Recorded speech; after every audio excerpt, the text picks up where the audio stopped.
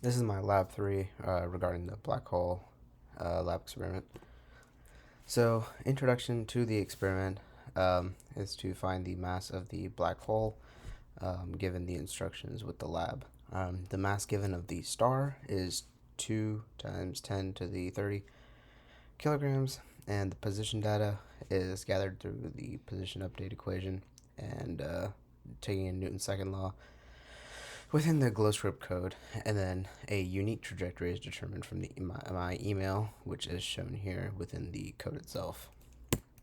So the procedure here is to calculate the net force acting on the star, determine the star's position at certain time marks that were given within the lab experiment, and then use the universal gravitation law to find the respective mass for the black hole. So the code will be attached in the comments of the YouTube video, but the results from the first part of the experiment, you can see the mass here, which is 1.67 e to the 34 kilograms. The FNet here was 9.48, etc. e to the 28. The FNet par was 4.4596 or 4.5 e to the 27. And then FNet perpendicular was 9.47, etc. e to the 28. Now, answering kind of the discussion part related to this experiment, what this means is expanding upon those differences between the net force and the rate of change for parallel and perpendicular components. The big difference here is that the net force is easier to measure because the rate of change requires more external data rather than just determining the force via an equation, which is for the net force.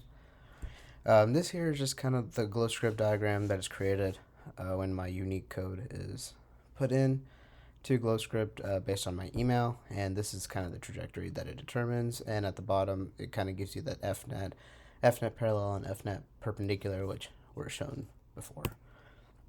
Now, part 2 here required me to find a trajectory using a magenta and the blue line using my mass that I had found in the black hole experiment, and that was tied in to here to create this and determine how far the ship is away from the black hole event horizon.